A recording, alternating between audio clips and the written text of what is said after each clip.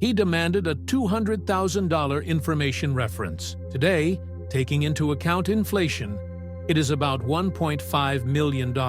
Ransom, 2 sets of parachutes, and ordered the pilots to fly to Mexico. On the way there, he jumped out of a plane with a parachute over the forest and mountains. Since then, no one has seen him again. The police and the FBI have been looking for him for more than 40 years, and they had more than 1,000 suspects, but Cooper's identity was never established.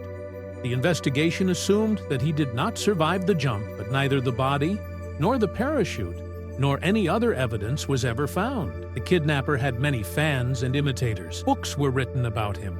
Documentaries and feature films were shot. One of the last references was in the Loki series. After that, security measures were enhanced at the airports. 45 years later, the FBI decided to suspend the investigation until new evidence and details appear. Babel tells about the only unsolved hijacking of a plane in the history of civil aviation. But before we start our story, smash the like button, make sure to subscribe and hit the notifications bell so you won't miss any new stories. Component placement. A middle-aged man named Dan Cooper bought a cash ticket to Seattle on a Northwest Orient Airlines Boeing 727 at the Portland airport. He was unremarkable in appearance. Age, about 40 years. Height, about 180 centimeters. Weight, about 80 kilograms. Brown eyes, dark skin. Wearing a light black coat, dark suit, white shirt, black tie with a clasp, and mother-of-pearl pin. On feet moccasins. In hands a small suitcase portfolio. This is how witnesses will describe it. The plane was about a third full, except for Cooper. There were 36 passengers in the cabin. Cooper took his place in the tail of the plane, not far from the flight attendant's folding chair. After takeoff, he smoked a cigarette. You could still smoke in the cabins then, and ordered a bourbon and soda. And then he handed a note to one of the flight attendants. But she decided that this was another flirtation, and the note contained an offer to go on a date and a phone number, so she put it in her pocket without reading it. But the passenger quietly said that she had better read the note because he had a bomb with him. After that, he asked the frightened flight attendant to sit next to him and opened the briefcase. Inside, several cylinders were visible, from which wires wrapped in insulating tape went, and a large battery. After that, Cooper asked the flight attendant to hand over the demands to the pilots. $200,000 in unmarked $20 bills and 2 sets of parachutes, each with a main and spare parachute, and they must be sports, not military, and added that the plane will land in Seattle only after money and parachutes are prepared. Otherwise, he will detonate the bomb. The flight attendant quietly passed everything on to the pilots, who contacted the dispatcher, and then the police and the FBI got involved. It was about half an hour to fly from Portland to Seattle, but while they collected money and looked for parachutes, the plane circled over the airport for more than 2 hours. To prevent panic in the cabin, passengers were told that boarding was delayed for technical reasons. Cooper himself behaved calmly and politely communicated with the flight attendants. He put on big sunglasses, ordered a bourbon, and paid for his drink with a generous tip. And he even asked that the pilots be given food after landing, because, according to him, a show was planned.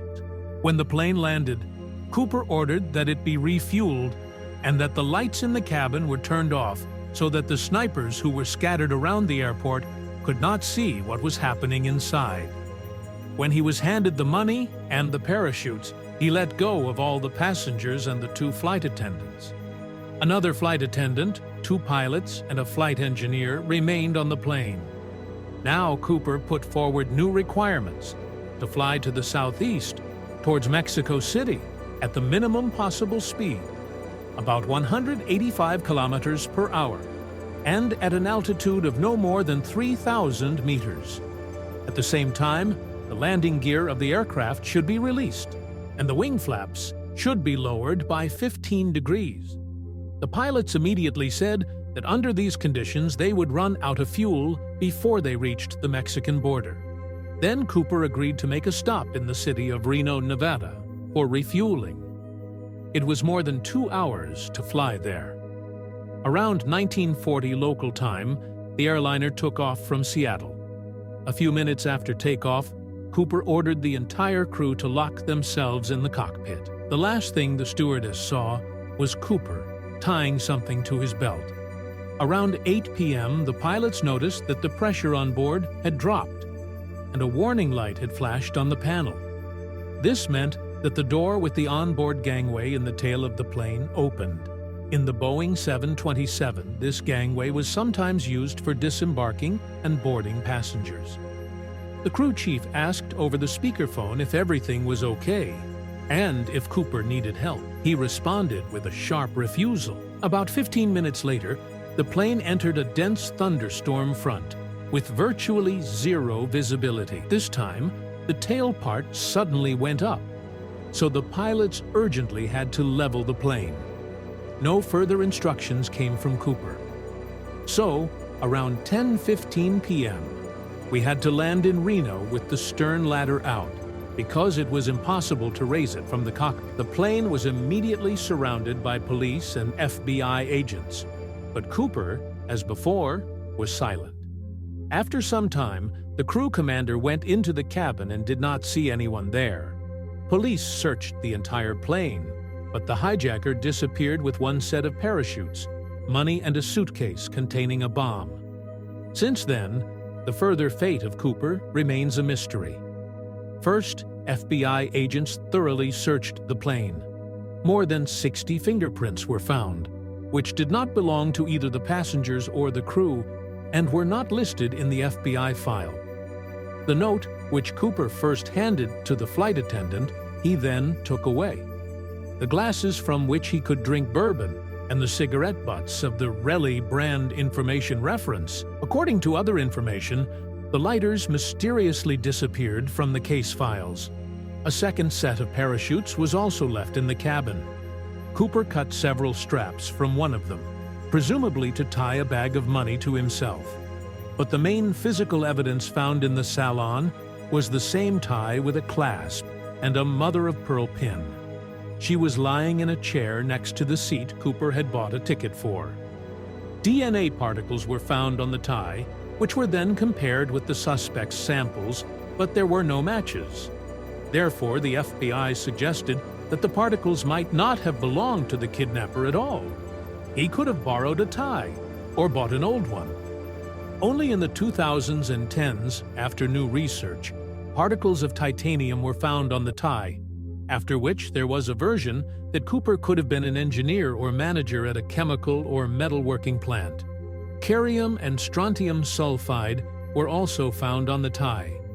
So the version that Cooper was a Boeing employee was not ruled out, since these elements were used in the unfinished development of the Boeing 2707 supersonic passenger plane.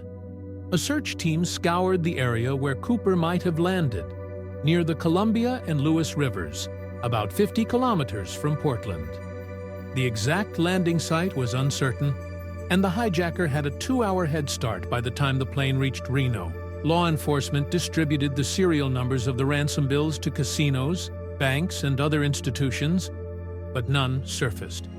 In 1978, a hunter found a poster near a forest road detailing how to lower the aft stairs on a Boeing 727, the same plane Cooper hijacked.